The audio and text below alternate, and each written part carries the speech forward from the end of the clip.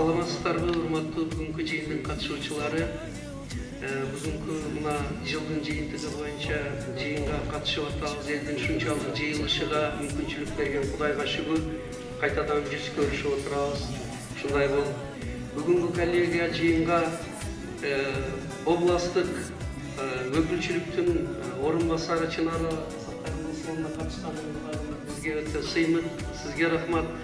Баткен областы Лейлек үчүн жан үрөп эмгектенип, социалдык экономика боюнча бир топ иштерди жасап жүрөсүз.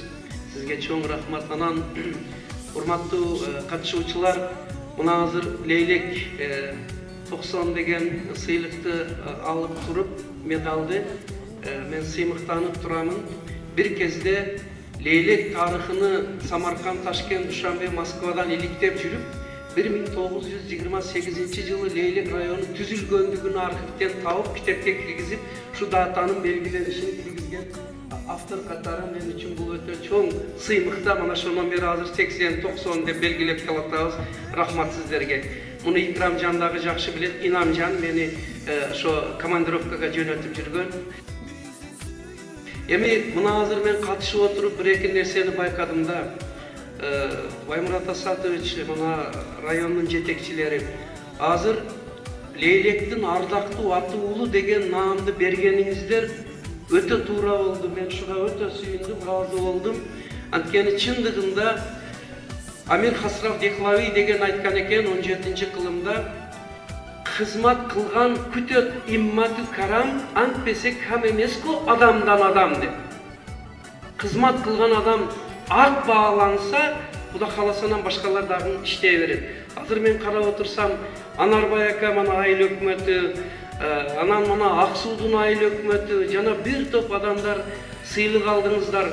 Ал эмес мана райондун имамы Калбай, Юнусов деген дарыгер, бардык тармактын адамдарыны ушу сыйлап, айрымдарыга ардактуу атуу бергениңизге мен ошол сыйлык алгандардын атынан дагы бир терең сиздерге рахмат айтып, ыраазычылыгымды билдирип кетмекчимин. Эми көпсүз Лейлек району Кудайга шүгүр мына жакшы натыйжаларды жаратып келатканына күбө болуп жүрөбүз. Мындан бир жыл илгери областтык коллегияда катышсак, областта район шаарлардын арасында эң мыкты көрсөткүчтөрдү жараткан, биринчи орунду алган деп бүгүнгүдөй сыйлыкты биздин акимибиз алды. Ошондо биз дагы райондун тургуну катары сыймыктанып калган элек. Бул дагы бир көрсөткүч сыймык болуп эсептелет. Анан кийин мен жакында бир чоң Баткенде Манас Айтматов академиясында республикалык илимий конференция болду. Мени мына ушул Топчубек Тургуналиевтер менен байланышып, ошолордун чакыруусу боюнча Баймурат Асатович өзү бирге билетти, өкмөт жардам берүүчүсү Манали Жомобай алып барып алып келди. Мен өтө ыраазы болдум. Ошондо ал жерде бир берген сунушум, сиздер шуну билип алыңыздар дагы, сиздер да шуну андан ары уланталы. Мына ушул Ысхак Разаков атабызга атындагы орденди чыгарып, эң жакшы бүгүнгүдөй таза жакшы иштегендерге, жетекчи адам атмайларга таза иштегендиги үчүн, коррупцияга барбагандыгы үчүн Разаков орденини тапшыруу жөнүндө сунуш айттым эле. Баймурат Асатович күбө болуп отурду. Катышкан бардык профессор, академиктер кол чабып ошону куттукташты эмес, кабыл алышты. Ушуга ыраазы болдум. Сиздер да ушуну айтып жүрөлү. Анан Разаков фильминин автору Алим Токторовго эмгек сиңирген Маданият Ишмер, анан мүмкүн болсо баягы Токтогул сыйлыгы, ошондой бир сыйлыктарды дагы ошол жерлерде айтып жүрөбүз. Акырында урматтуулар, мына эл үчүн сүрөөнчүлүк, спонсорлук кылып жүргөн адамдар бар. Жөн эле мына больницага 400 000 сомдук хавызды куруп, жылуусу, ылык сууду жасап койгон Калыкул деген Ерматов бул жерге катышып отурат. Ушул жигитке дагы мен өтө ыраазы болуп турам.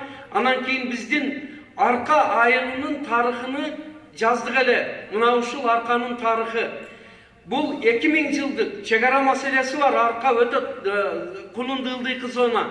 ошо туугандар туура түшүнүп чек-араны тактап алсын деп мен Санкт-Петербург, Москва ал жагы 2000 илгери Геродоттун убагынан белинген маалыматтар менен сактар бул жакта гундар жашаган, кыргыздар бул арка, кулунду, маргүн өрөөнүдөн баштап Лейлекте 1000 жылдан бери жашап атканын архивдик материалдар менен жаздым эле. Мына ушуну колдоп чыгарып берген Калыкулга дагы бир жолу элдин атынан рахмат айтып койсок болот. Турпай Калыкулга.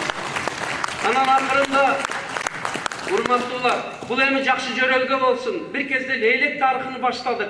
Эми ар бир айылдын, айыл өкмөтүнүн тарыхы жазылса, элибизди тарыхый аң сезим тарбиялайбыз. Акырында мен шу Бишкекке барып кегиче аким менен мынау Исфанабыздын мэри атын Абдывал Набиевич. Булар шу райондун проблемасыны тастыкта талкуулап келатат да, бул жерге суу чыгарсак, бул жерге айылатсак, мынау инвестицияны тартсак, мынандай кылсак деп.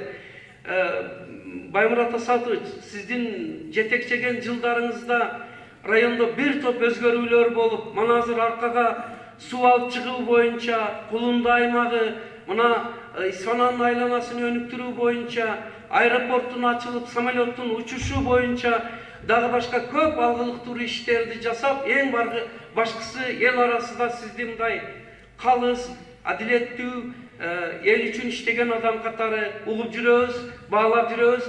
Ак эмгегиңиз үчүн сизге чоң рахмат, ишиңизге ийгилик каалайбыз, бар болуңуз. Анан Чынар Усмановна учурдан пайдаланып, биздин билим берүүнү, социалдык тармакты колдоп, республикалык масштабта Ысхак Разаковдун 26 сериясы көргөн болсоңуздар керек.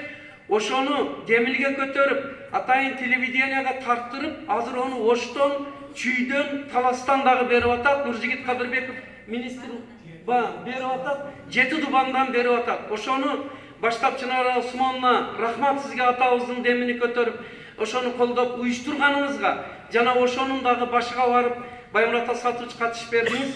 Сиздерди алындай адамдарды колдосоңуздар, Кудай колдосун. Тынчтык, аманчылык болсун, барыңыздарга ийгилик каалайм. Рахмат.